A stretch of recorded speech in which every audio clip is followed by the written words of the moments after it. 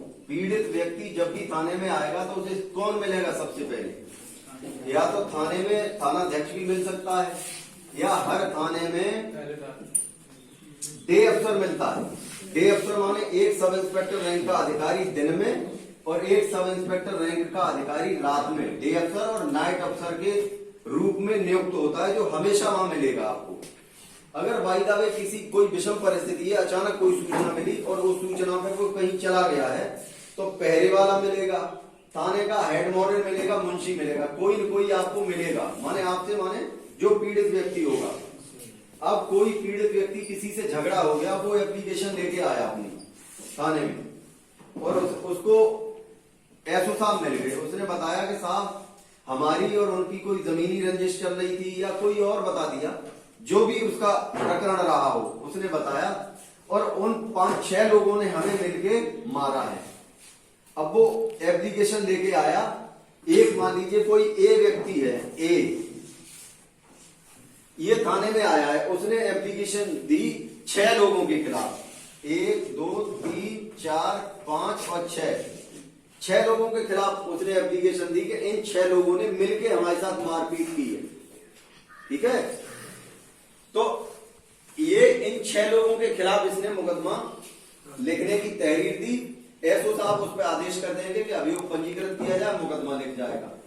ठीक, मुकदमा लिखने के बाद इसी व्यक्ति को, जो पीड़ित व्यक्ति है, उसे एफआईआर की कॉपी दे दी जाएगी, उसको पकड़ा दी जाएगी एक एफआईआर की कॉपी, और वो एफआईआर की कॉपी लेके चला जाएगा। और जो उसने तहरीर की एक एप्लीकेशन दी होगी, एप्लीकेशन जो दी है उसको एफआईआर की कॉपी के साथ संबंधित सीओ साहब के यहाँ भेजा जाएगा, जहां से अगले दिन वो कोर्ट चली जाएगी। सीओ साहब के अपराध रजिस्टर में अंकन होने के बाद वो चली जाएगी कोर्ट। जो उसने एप्लीकेशन दी है उस व्यक्ति ने, उस पर एफआईआर पंजीकृत होके उसकी एप्लीकेशन और मूल एफआईआर सीओ साहब के माध्यम से 24 घंटे के अंदर चली जाएगी कोर्ट में, वो रख जाएगी जाके।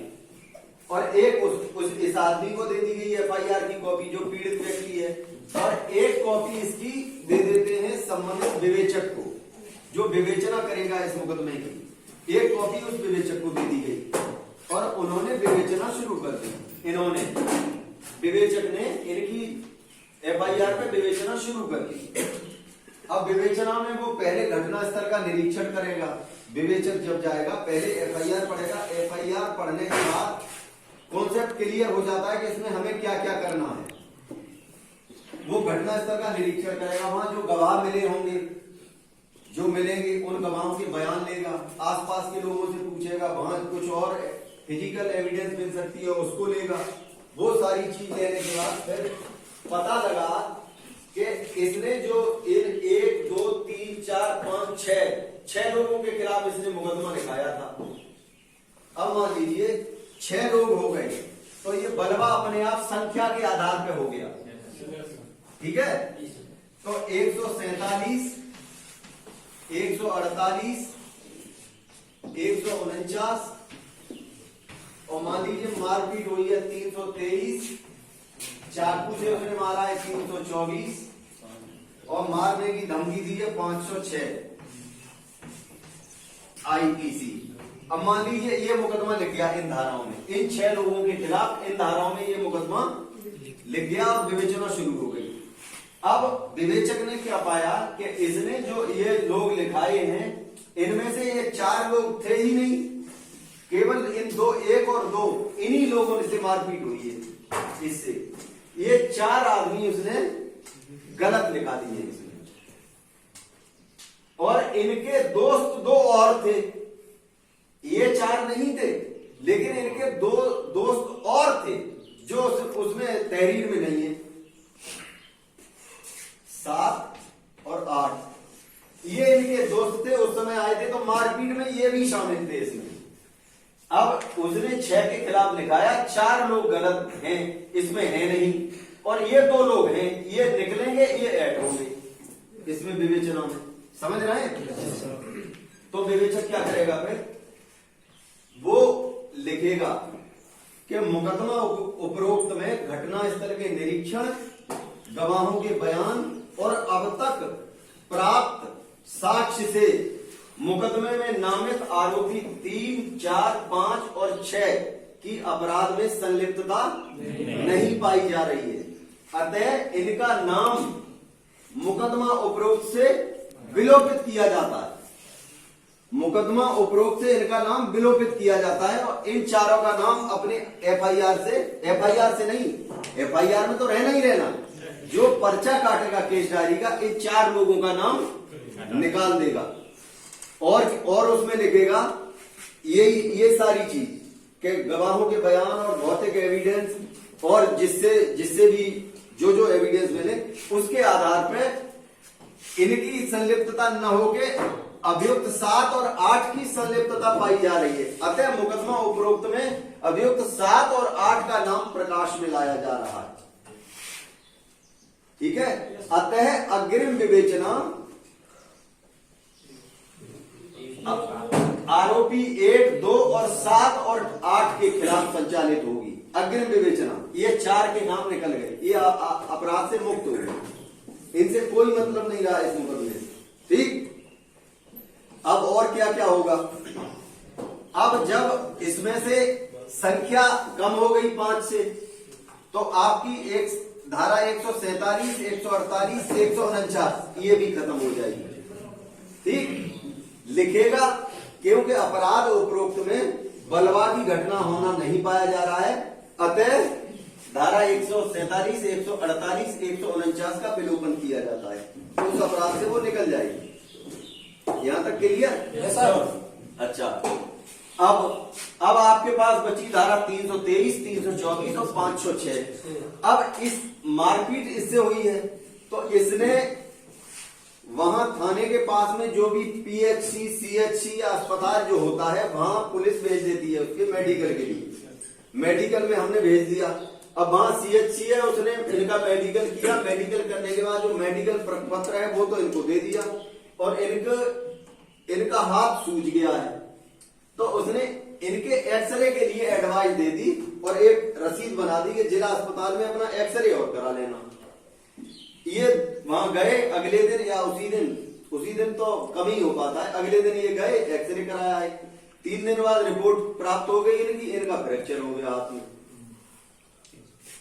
ठीक, तो जब इनके उसकी एक्सरे रिपोर्ट और प्लेट प्राप्त हो जाएगी तो उसके अवलोकन से विवेचक इसमें धारा 325 की और बढ़ोतरी कर देगा। ठीक है, अब वो विवेचक लिखेगा कि वादी के एक्सरे रिपोर्ट और प्लेट का अवलोकन किया गया जिसमें डॉक्टर के अभिमत के अनुसार इनके हाथ में फ्रैक्चर पाया गया, वो सारी चीज लिख देता है जो उसमें लिखी होती है, फ्रैक्चर पाया गया है, अतः मुकदमा उपरोक्त में धारा 325 आईपीसी की बढ़ोतरी की जाती है। अब अग्रिम विवेचना आरोपी 1, 2, 7, 8 के विरुद्ध धारा 323, 324, 325 और 506 आईपीसी के तहत संचालित होगी। यहां तक ये आपकी आधी क्लियर हो गई स्थिति। अब उसके पास केवल काम करना बचा, अब विवेचक के पास केवल काम करना बचा, जो बेवजह का झाड़ झंकार था वो खत्म हो गया। ठीक है ना, झाड़ झंकार क्या था? ये 4 आरोपी बेवजह इसमें पड़े हुए थे जिनका कोई संलिप्तता नहीं अपराध में, ये धाराएं पड़ी हुई थी, ये धारा की बढ़ोतरी हुई। अब मुकदमे की आधा क्लियर हो गया है। अब उसका क्या काम बचा विवेचक का कि इनको गिरफ्तार करे, 1, 2, 3 और 7, 8 इनको गिरफ्तार करे, यही तो काम बचा। Yes sir.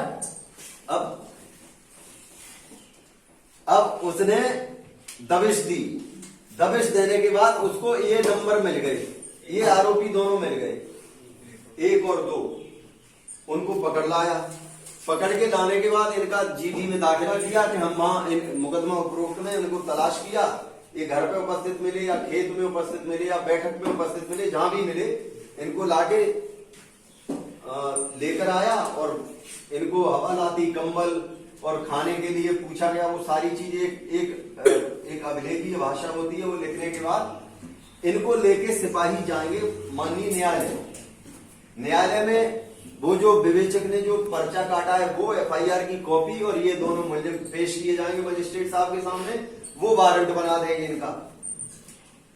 अगर वो संतुष्ट होंगे तो वारंट बना देंगे, नहीं संतुष्ट होंगे तो विवेचक से कोई सवाल कर सकते हैं, विवेचक भी पहुंचेंगे वहां। प्रथम रिमांड में विवेचक भी माननीय न्यायालय के समक्ष उपस्थित होते हैं। क्लियर? अगर उनको कोई बात पूछनी है तो पूछ लेंगे विवेचक से, नहीं तो वारंट पर साइन बना देंगे, ये दोनों जेल चले जाएंगे। अब हमारी आधी विवेचना से ज्यादा खत्म हो गई। अब हमारे पास 2 मुल्जिम बचे, 7 और 8 2 मुल्जिम बचे जिनकी हमें गिरफ्तारी और करनी है। अब काफी प्रयास के बाद ये हमें मिल ही नहीं रहे, हम दबिश पे दबिश दिए चले जा रहे हैं, ये भागे हुए। तो हम न्यायालय से फिर अनुरोध करेंगे कि मुकदमा उपरोक्त में आरोपी 7 और 8 जानबूझकर अपने आप को बचाए हुए हैं, अतः इनके विरुद्ध गैर जमानती वारंट निर्गत करने की कृपा की जाए। हालांकि संज्ञेय अपराध में गैर जमानती वारंट की कोई आवश्यकता नहीं होती है, क्योंकि हमें आगे चल के इनकी कुर्की भी करनी पड़ेगी, इसलिए उसकी प्रक्रिया के तहत गैर जमानती वारंट आवश्यक है। क्लियर? तो गैर जमानती वारंट की हम इनसे अनुरोध करेंगे न्यायालय से, तो वो गैर जमानती वारंट इनका इशू हो जाएगा।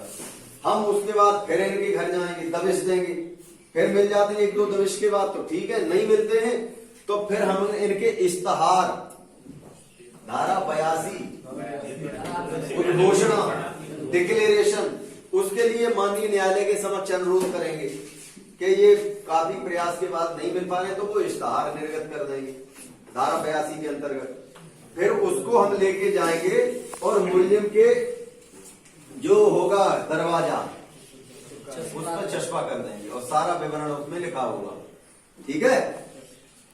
और वहां जो पब्लिक होगी उस पब्लिक को पढ़ के सुनाएंगे, जो माननीय न्यायालय आदेश करेगा वो पढ़ के सुनाएंगे, और वहां के संबंधित चौकीदार से पूरे गांव में मनादी करवाएंगे, डुगडुगी पिटवा के इसके खिलाफ फलां थाने में मुकदमा पंजीकृत है, ये नहीं मिला है। अगर किसी को जानकारी हो या उसको किसी तरह से जानकारी हो जाए तो माननीय न्यायालय में हाजिर हो जाए।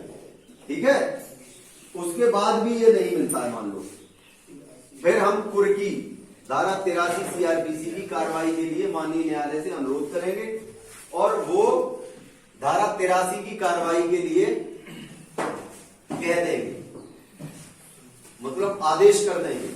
धारा 83 हमें जैसे ही मिल जाती है तो हम धारा 83 के अनुपालन में हम जाएंगे अभियुक्त 7 और 8 के घर पे, और जैसे मान लीजिए ये घर है उनका, यहाँ ताला लगा हुआ है ये, तो हम वहां 2 गवाह बुलवा लेंगे और 2 गवाहों के सामने उस ताले को तोड़ देंगे, दया दरवाजा तोड़, ठीक, उसको हम तोड़ देंगे दरवाजे को, और दरवाजे को तोड़ने के बाद जो उसमें है सामान, उसके घर में जो भी सामान है, ये नहीं देखेंगे कि कीमती सामान नहीं लेना, चाहे कीमती हो चाहे बिना कीमती हो, झाड़ू भी हम लेंगे कब्जे में, सिल बटना भी कब्जे में लिया जाएगा, चम्मच थाली भी कब्जे में ली जाएगी, सारी चीज ली जाएगी, और उसकी एक फर्द बनाएंगे हम।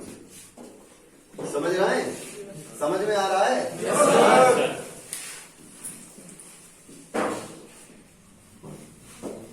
कुर्की जो हमने की, हमने उसकी फर्द बनाएंगे, लिखेंगे फर्द कुर्क सामान,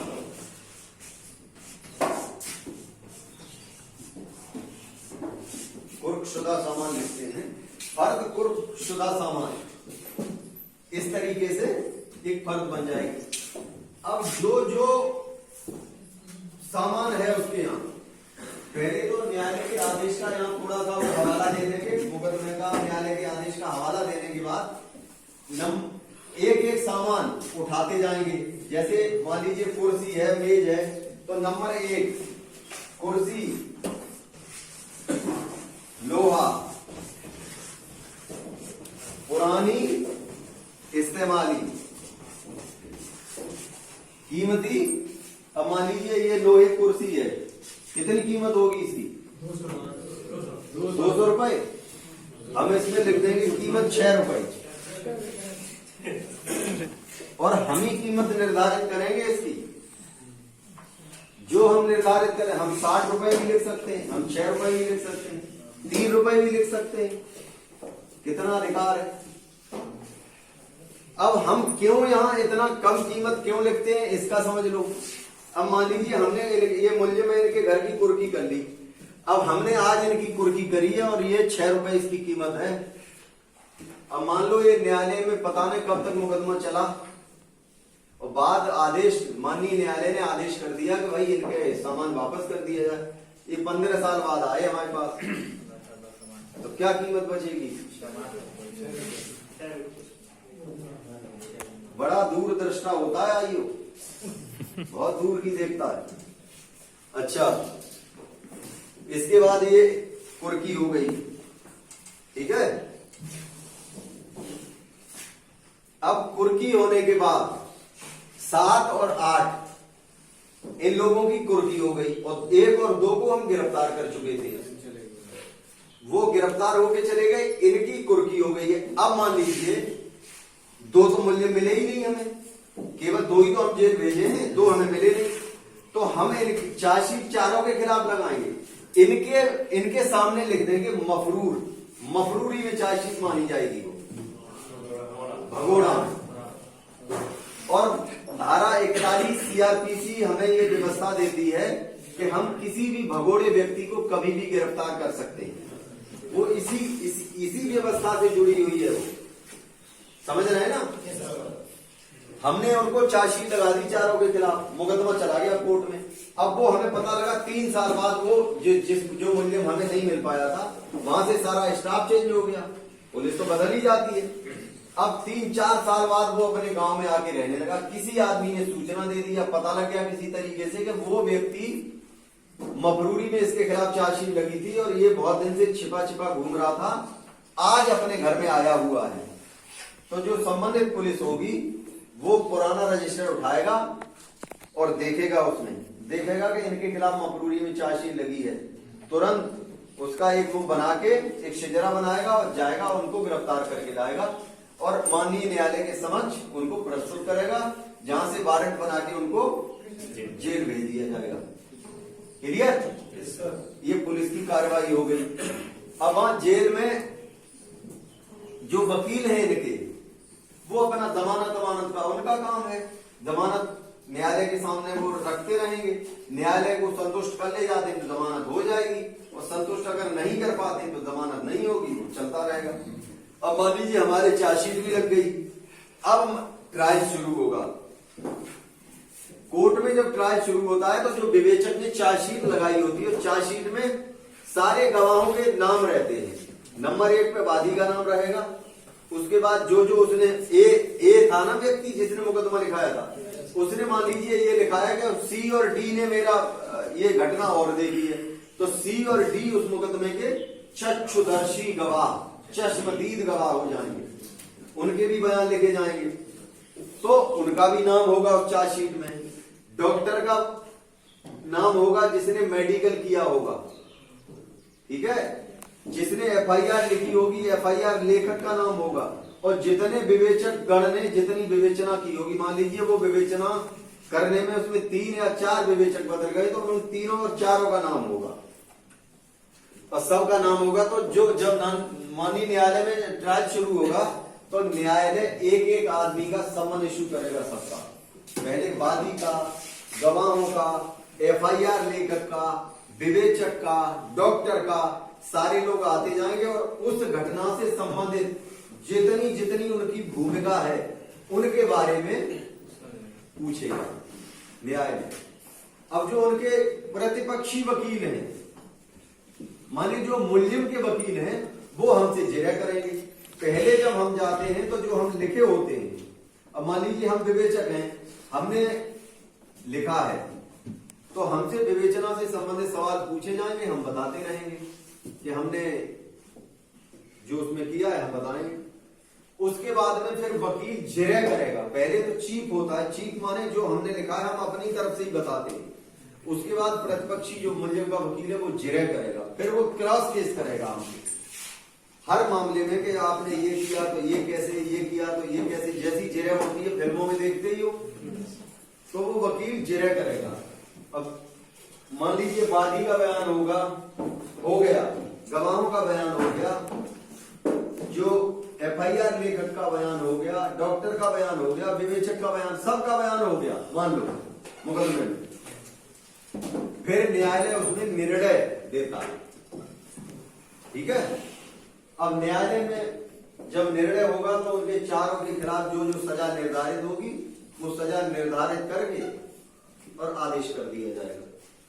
अब मान लीजिए वो निर्णय होने तक, जब तक वो विचाराधीन बंदी रहे तब तक वो मान लीजिए 6 महीने जेल में रहे, और जब विचारण हुआ, विचारण के बाद जो अंतिम निर्णय आया माननीय न्यायालय का, उसमें उनको 2 साल की सजा हुई, 2 साल की सजा हुई उन सबको। तो जो 6 महीने वो थे उनके वो, और 1.5 साल और वो काउंट करके 2 साल की सजा से वो दंडित किए जाएंगे। और जो निर्णय होगा पर्चा फैसला, पुलिस की भाषा में उसको बोलते हैं पर्चा फैसला। वो पर्चा फैसला पैरोकार लेके आएगा थाने में, और उस पर्चा फैसला को जहां पे रजिस्टर नंबर 4 में जहां हमने वो लिखा होगा मुकदमा अपराध संख्या फला फला जहां लिखी होगी उसी पे चस्पा कर दिया जाएगा, और रजिस्टर नंबर 8 में जहां लिखा होगा वहां लिख दिया जाएगा कि माननीय न्यायालय के आदेश दिनांक फला के अनुपालन में 2 साल की सजा से दंडित किया गया। ठीक है, किसी का कोई सवाल? सब समझ गए? नहीं समझे हो? समझ गए होते तो सवाल करते, नहीं समझे हो इसलिए जी सर से कहानी खत्म कर ली कि कौन पचड़े में पड़े। पूछने के लिए भी थोड़ी बहुत जानकारी होनी चाहिए, तभी तो पूछोगे। बताओ सर, जब एफआईआर होता है तो 3 कॉपी मिलता है। 3 कॉपी मिलता नहीं है, पहले तो जेंडर चेंज न करो। एफआईआर का मिलती है, एफआईआर मिलता नहीं, मिलती है। 3 कॉपी में होती है वो एफआईआर। 1 कॉपी उसको दे दी जाती है जो वादी है, मूल कॉपी जाती है माननीय न्यायालय, 1 कॉपी दे दी जाती है जो आया है उसको, और उसकी एक फोटो कॉपी करा के दे दी जाती है आईओ को, और 1 कॉपी उसमें बनी रहती है। माने 3 कॉपी में एक फोटो कॉपी करा दी जाती है जो दे दी जाती है आईओ को, जो विवेचना शुरू करता है। ठीक है, सर जो वादी ए वादी जो था उसने जो 3 लोगों का एक्स्ट्रा नाम लिखाया था, हाँ, तो उसके खिलाफ मतलब कुछ नहीं, उसके खिलाफ कुछ नहीं होगा। जहां आप कभी न्यायालय में गए हो तो जहां जज साहब बैठते हैं, वहां जहां जज साहब की चेयर होगी उसके ऊपर लिखा होता है वादी हित सर्वोपरि। कोई गया होगा न्यायालय तो देखा होगा, वादी हित सर्वोपरि, माने जो वादी है उसका हित सर्वोपरि है। वो झूठ भी बोल रहा है तो उसके झूठ को काट छांट हम ही करेंगे। हालांकि अगर उसका पूरी ये मुकदमा पूरा झूठा पाया जाता, ये घटना ही नहीं हुई होती। यदि बहुत सारे ऐसे मुकदमे होते हैं जो घटना ही नहीं होती है। एलआईसी के एजेंट हैं, 5 लाख रुपए लेके जा रहे थे, उन्हें अपने कब्जे में कर लिए, फर्जी सूचना लिखा दी कि हमसे रास्ते में लूट लिए गए। बहुत सारे ऐसे मुकदमे होते हैं। तो अगर कोई ऐसा मुकदमा लिखाया गया है जो घटना ही नहीं हुई है, तो उसमें final report with expunge report, जुर्म खारिजा रिपोर्ट, वो जुर्म खारिजा होता है, वो जुर्म है ही नहीं। उसमें उस जो जैसे मान लीजिए उसमें ए व्यक्ति जो इसका वादी था, उसमें उसके खिलाफ 182 या 211 आईपीसी की एक अलग से रिपोर्ट दी जाती है। उसमें ये 182 में ये है कि कोई ऐसी मिथ्या इत्तला देना जिससे लोक सेवक अपनी विधिपूर्ण शक्तियों का उपयोग किसी को क्षति कारित करने में करे, ये 182 में। तो मिथ्या सूचना हो गई और उसने किसी पे आरोप लगाया तो 182 की रिपोर्ट दे दी जाती है। 211 में यह है कि क्षति करने के आशय से कोई दांडिक वाद संस्थित करना, माने कोई मुकदमा लिखाना। तो वो रिपोर्ट तो दे देता है आईओ, लेकिन बहुत कम मामलों में हमने देखा है कि न्यायालय उसमें संज्ञान लेता हो। बहुत कम मामलों में संज्ञान लिया जाता है वादी के विरुद्ध। तो ये थाने की कार्रवाई की पूरा सिस्टम है। सर, हाँ सर मान लीजिए जो एक और दो गए हैं, बाकी 3 4 छूट गए, 7 8 फंसे हैं। 4 सामान अगर गिरफ्तार होते हैं तो उनको कितनी सजा दी जाएगी? कितना पड़ेगा? सजा उतनी ही दी जाएगी, क्योंकि उन्होंने जुर्म उन्हीं धाराओं का किया है। एक चीज हाँ इन्होंने बताया, तो एक चीज और बीच में मिस हो रही थी। जब 7 और 8 जिनकी हमने कुर्की की थी, जिस व्यक्ति की कुर्की की जाएगी उसकी कुर्की किए जाने से पहले धारा 174 ए आईपीसी का मुकदमा और लिखा जाएगा। 174 ए आईपीसी में यह बताया गया है कि माननीय न्यायालय या किसी लोक सेवक के आदेश को न मानना। तो क्योंकि ये जो उद्घोषणा माननीय न्यायालय ने की थी वो मुल्जिम ने मानी नहीं, तो इसलिए 174 का ए का और लिखा जाएगा। तो इसमें जो मुल्जिम 1 और 2 थे उनपे तो केवल उसी मुकदमे का चार्ज लगेगा, और 7 8 पे उसके साथ साथ धारा 174 ए का चार्ज और लगेगा। इतना उन्हें नुकसान होगा। क्लियर? नहीं क्लियर होगा, बहुत धीरे से कह रहे हो। जिसका क्लियर होता है एकदम कहता है हाँ क्लियर हो गया। क्या रह गया? सामान तो कुर्सी वाला, सामान तो थाने में जमा हो जाता है। और मान लीजिए जो कुर्की किया गया है, संपत्ति उसके पास नहीं है, कुछ सिर्फ मकान ही मकान है, तो फिर किस सामान की कुर्की की जाएगी? सामान अगर कुछ नहीं है, आप उसके घर में वीडियोग्राफी फोटोग्राफी करके लाएंगे और फिर लिख देंगे कि उसके घर में कुछ। और हमें तो ऐसा नहीं लगता कि पूरे हिंदुस्तान भर में कोई ऐसा घर होगा जहां झाड़ू और सिलबटना और यहाँ कोई थाली चम्मच ना हो। ऐसा होगा?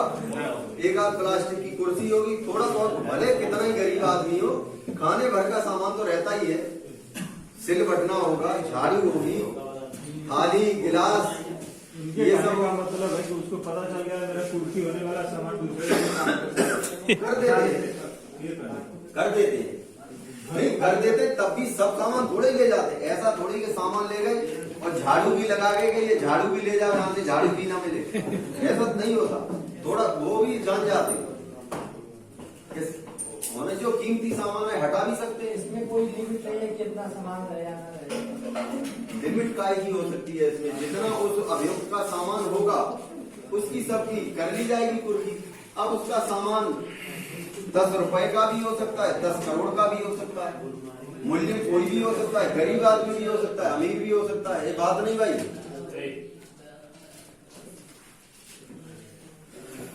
क्लियर करना हमसे करो, उनसे क्या करो? तुम्हारे ही जितना जानना है, तुमसे ज्यादा नहीं जानना। जो सवाल करना हमसे करिए, हम क्लियर करें। तो कुछ न कुछ सामान मिलता है, भले थोड़ा मिले, जितना मिलता है उतना ले आओ, थाने में जमा हो जाता है। कुछ जो सामान होता है थाने पे क्राइम नंबर डाल दिया जाता है लाने के बाद।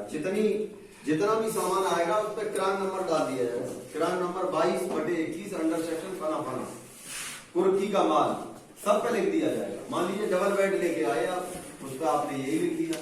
मोटरसाइकिल लेके आए, उस पर नंबर डाल दिया। तो ये पता लगा रहता है कि ये उस मामले की कुर्की से संबंधित है। सर इसकी लिमिट नहीं होती है कि कितने दिन बाद इसको आप बेच सकते हैं आप? जब न्यायालय का आदेश हो जाए उस मुकदमे में, आदेश से मतलब जब वो डिसाइड हो जाए न्यायालय से मान लीजिए डिसाइड हो गया, उसके बाद भी वो नहीं आ रहा है, 6 महीने साल भर नहीं आया, तो जो संबंधित थानाध्यक्ष है वो माननीय न्यायालय को भेजेगा एक रिपोर्ट कि इस मुकदमा से संबंधित हमारे यहाँ एक ही की नहीं भेजता, वो बहुत ज्यादा माल हो जाता है, तब भेजता है कि इन मुकदमों से संबंधित हमारे यहाँ ये माल है। उसमें न्यायालय आदेश कर देता है डिस्पोजल का। फिर एक टीम बनाते हैं, डीएम साहब के यहाँ से टीम बनती है जिसमें एसडीएम साहब रहेंगे, सीओ साहब रहेंगे, एसओ साहब रहेंगे। ये तीनों लोग इकट्ठे रहते हैं, बैठते हैं और उनकी कुर्की कर दी जाती है, वो कर दी जाती है, नीलामी कर दी जाती है। और जो जैसे तमंचे वंचे होते हैं उनको तोड़ के वहीं गाड़ दिया जाता है। शराब होती है उसको हाड़ के गड्ढा खोद के उसमें उल्टा दी जाती है। इस तरीके से खत्म कर दिया जाता है। जो सामान जैसा होता है, जो नीलामी होने लायक है उसकी नीलामी हो जाती है, जो तोड़ने लायक है वो तोड़ दिया जाता है, जो फैलाने लायक है वो बर्बाद करने लायक है वो बर्बाद कर दिया जाता है। सर इसमें रजिस्टर नंबर 8 बताए थे। हाँ, वो क्या सर? रजिस्टर नंबर एक स्थायी अभिलेख है थाने का। जब से थाना बना होगा थाना बना होगा मतलब जब से वो गांव बसा होगा या जब वो मोहल्ला बसा होगा तब से वो जब तक चलेगा अनंत काल तक वो कभी खत्म नहीं होता है। उसके रहने वाले जितने व्यक्तियों के जो अपराध करेंगे वो सारी के सारे उसमें लिखे जाते रहेंगे। रजिस्टर नंबर 8 है संज्ञेय अपराध। किस डायरी? केस डायरी जो विवेचक होते हैं, जो विवेचना अधिकारी होते हैं, वो जो अपना केस से रिलेटेड जो भी करते हैं कि आज हमने इस मुकदमे से संबंधित ये काम किया, आज हमने इस मुकदमे से संबंधित अभियुक्त को गिरफ्तार किया, आज हमने उसका बयान लिया, आज कुर्की की, आज मूल्य का वारंट लेके आए, वो सारी चीज उसमें एक एक दिन का पर्चा कटता रहता है। आज 2 दिन बाद 4 दिन बाद जब भी करते हैं। रजिस्टर नंबर 8 का पुलिस प्रपत्र संख्या कितनी होती है? पुलिस प्रपत्र संख्या पता नहीं हमें कितनी होती है। बहुत सारे रजिस्टर 75 या 76 रजिस्टर थाने के होते हैं, तो प्रपत्र संख्या पता नहीं। सर जो विवेचक किया है, अगर जब न्यायालय में बुलाया जाएगा पूछने के लिए और उससे पहले वो रिटायरमेंट ले लेता है तो तब भी बुलाया जाएगा। जीवित है तो बुलाया जाएगा, जीवित है और आने लायक है।